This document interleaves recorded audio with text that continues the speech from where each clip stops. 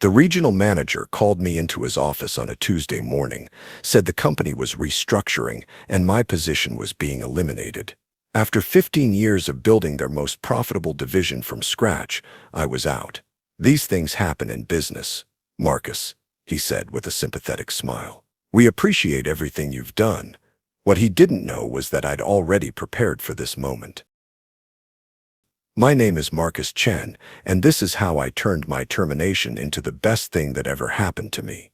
I'm 38, been with Meridian Financial Services since I was 23, fresh out of college with a business degree and more ambition than sense. Started as a junior analyst in their wealth management division, which back then was just 3 guys in a cramped office trying to convince retirees to trust us with their savings. The company was small, regional, fighting for scraps against the big investment firms in Chicago. But I saw potential. More importantly, I saw what they were doing wrong. Their client acquisition strategy was outdated. Their portfolio management was basic, and their customer service was practically non-existent. Within 6 months, I'd written a complete overhaul proposal. Within a year, I was managing my own client portfolio. Within 3 years, I was running the entire wealth management division. That was 12 years ago. In that time, I'd grown the division from 3 employees to 47, from $50 million in assets under management to over $2.8 billion. We'd gone from begging for clients to having a 6-month waiting list. I'd personally brought in 60% of our highest net worth accounts, including the Hartwell Family Trust, worth $400 million alone. I wasn't just an employee. I was the reason Meridian had survived the 2008 financial crisis while smaller firms went under. My strategies, my relationships, my reputation in the industry, it was all intertwined with the company's success. The warning signs started appearing about 6 months ago. Small things at first. My access to certain executive meetings was revoked, streamlining decision-making processes, they called it. Budget approvals that used to take a day started taking weeks. My recommendations for new hires were consistently overruled. Then came the consultants, McKinsey & Company, brought in to optimize operational efficiency. They spent 3 months interviewing everyone, analyzing every process, examining every relationship. I cooperated fully, even helped them understand the nuances of our client management system. I thought we were all on the same team. The final red flag was when they hired Jessica Morrison as Director of Strategic Initiatives without consulting me. She was 29, Harvard MBA, came from Goldman Sachs with impressive credentials, but zero experience in our market. She was supposed to assist with modernization efforts, but I noticed she was asking very specific questions about my client relationships, my processes, my contacts. The meeting with Regional Manager Dave Patterson was scheduled for 9 a.m. on a Tuesday. I'd known Dave for 8 years. Worked with him on dozens of deals. He couldn't look me in the eye when I walked in. "Marcus, this is difficult," he began, fidgeting with his pen. "The company's going through some changes. The board has decided to restructure the wealth management division." I nodded, waiting for him to continue. "Your position is being eliminated. We're consolidating leadership roles to create a more streamlined structure." "I see," I said calmly. "And who will be taking over my responsibilities?" "Jessica will be transitioning into an expanded role. She'll be leading the new integrated wealth management strategy." "Of course she would. The company is prepared to offer you a generous severance package," Dave continued, sliding a folder across the desk. 6 months' salary, continued health benefits, and positive references for future opportunities. I opened the folder, scanned the documents. Standard termination agreement, non-compete clause, confidentiality provisions. Nothing unusual, except for one small detail that made my blood run cold. Buried in the legal language was a clause requiring me to transfer all client contact information, relationship notes, and communication records to the company within 48 hours. They weren't just firing me, they were trying to steal my entire professional network. "I'll need some time to review this," I said, closing the folder. Of course, take until Thursday. But Marcus, I want you to know this isn't personal. It's just business.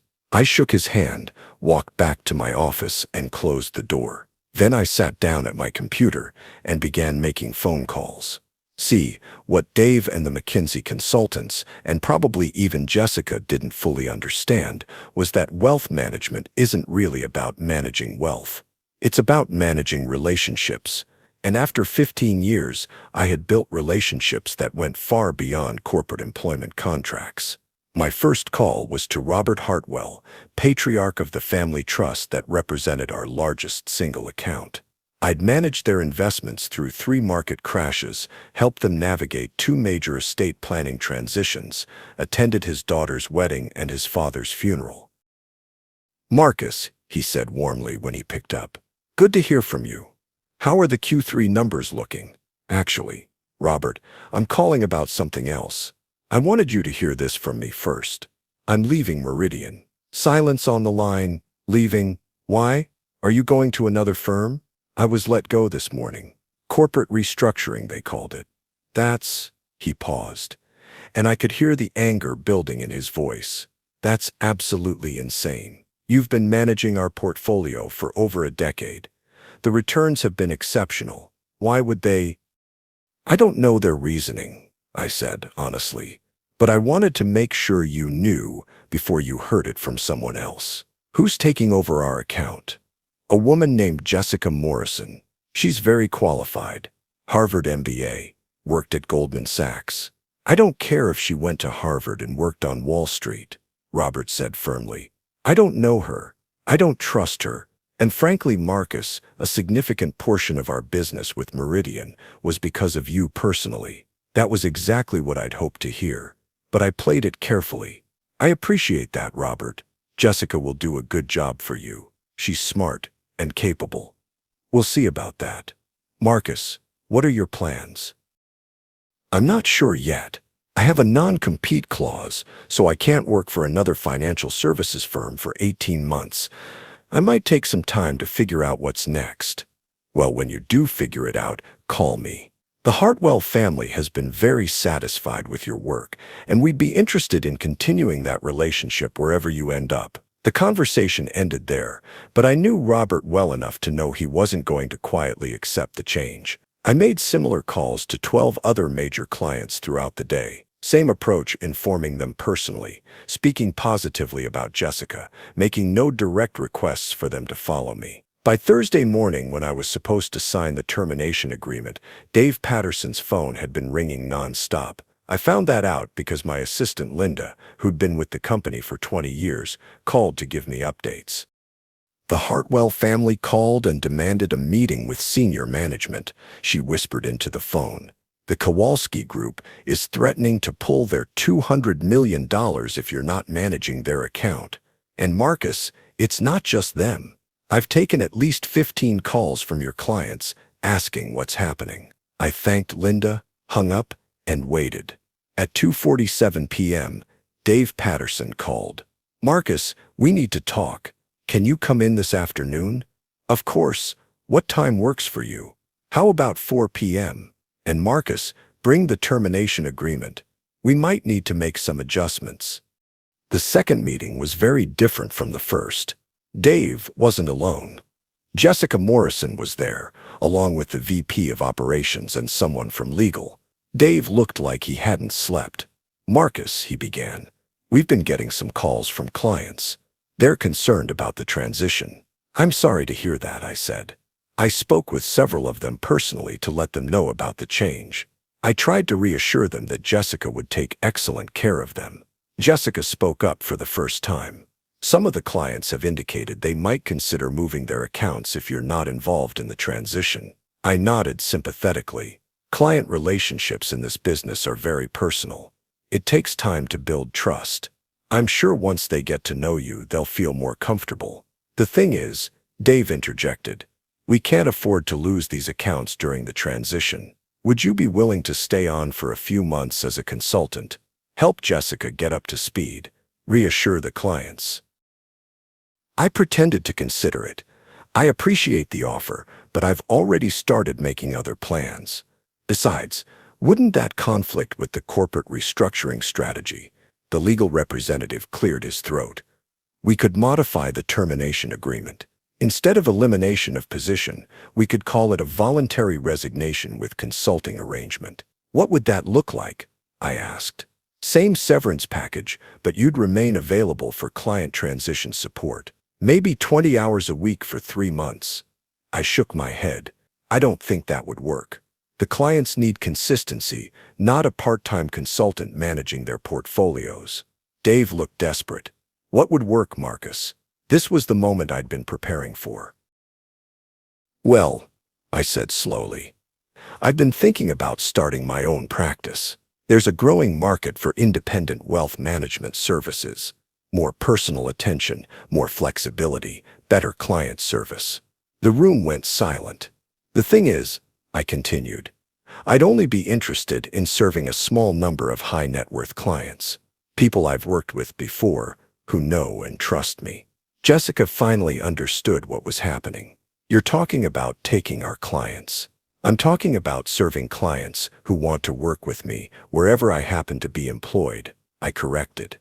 That's how this business works. Relationships matter more than company names. Dave was calculating numbers in his head. I could see it happening. If we were to restructure the restructuring, he said carefully, what would you need to stay? I'd need to maintain full control over my client relationships and portfolio management decisions. I'd need my team to remain intact. Linda, Tom, Sarah, and Miguel. And I'd need equity participation in the division I built. Equity. The VP of Operations spoke for the first time. 20% ownership stake in the wealth management division, with full management control. Dave looked at legal, who looked at Jessica, who looked like she was about to be sick. That's not something we can decide here, Dave said finally. I understand. Take your time. But Dave, I should mention that I've had some interesting conversations this week. Other firms are very interested in someone with my client relationships and track record. That was true. Word travels fast in the financial services industry, and I'd already fielded calls from 3 competing firms offering partnership deals. How long do we have to decide? Dave asked. Well, several of my clients have requested meetings this week to discuss their options. I'd hate for them to make hasty decisions while we're still negotiating. I left the meeting with a handshake agreement to postpone any final decisions until the following Monday. Over the weekend, I received calls from 2 more competing firms and 7 additional clients expressing concerns about the transition. Monday morning, I walked into Dave Patterson's office to find him sitting across from CEO Michael Brennan, a man I'd met maybe 5 times in 15 years. Marcus, Brennan said, standing to shake my hand. I understand we have a situation. We have an opportunity. I corrected. The wealth management division is the most profitable part of this company. With the right structure, it could be even more successful. Tell me about this equity proposal. For the next hour, I laid out my vision. 20% ownership stake in the wealth management division, which would be spun off as a semi-independent subsidiary. I'd have full management control. My team would remain intact, and Meridian would retain the other 80% while providing back-office support and compliance oversight. What about Jessica? Brennan asked. Jessica is very talented. She'd be perfect for the corporate development role we've been needing. Someone to handle institutional relationships and new product development. It was a face-saving solution for everyone. Jessica would get an important role that actually suited her background. The company would retain control of their most valuable division, and I'd get the independence I needed to do my job properly. And if we don't agree to this structure, Brennan asked, then I'll accept the original termination agreement and start my own firm. I've already identified office space, and I have commitments from several clients who are interested in following me. Brennan looked at Dave, who nodded grimly. The clients have made it clear they'd prefer to work with Marcus directly, Dave confirmed. We're looking at potentially losing $1.2 billion in assets under management.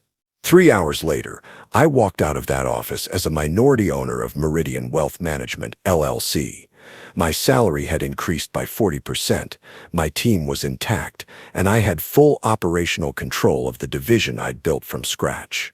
Jessica Morrison took the corporate development role, and to her credit, turned out to be excellent at it. She developed new product lines and institutional relationships that complemented our client services perfectly. Within 6 months, we were working together more effectively than I'd ever worked with previous management. The real victory came 9 months later, when our division's profitability had increased by 60% and we'd attracted $500 million in new client assets. At the company's annual meeting, CEO Brennan announced that the wealth management subsidiary model was being considered for other divisions. Sometimes, he said, looking directly at me, the best way to keep your best people is to give them room to be their best. I ran into Dave Patterson at a coffee shop downtown about a year after everything happened. He looked relaxed, healthier than I'd seen him in years. "How's the new structure working out?" he asked. "Better than I expected," I admitted. "Turns out having skin in the game makes a difference." "Any regrets about not just starting your own firm?" I thought about it. Sometimes I wonder what might have been. But this way, I get the independence I needed without losing the infrastructure and support that makes the business work. Dave nodded. "For what it's worth, Marcus, I'm glad it worked out this way. That whole restructuring plan was never my idea." "I know," I said, but it forced a conversation that needed to happen. As I walked back to my office, now located on the top floor with a view of the lake, I thought about the lesson I'd learned. Sometimes getting fired isn't about what you did wrong. Sometimes it's about what you did right, and how that threatens someone else's vision of how things should be. The key is knowing your value and being prepared to prove it when the time comes. I'd spent 15 years building relationships, developing expertise, and creating value. When they tried to take that away, I was ready to take it with me. Sometimes the best revenge is simply being indispensable.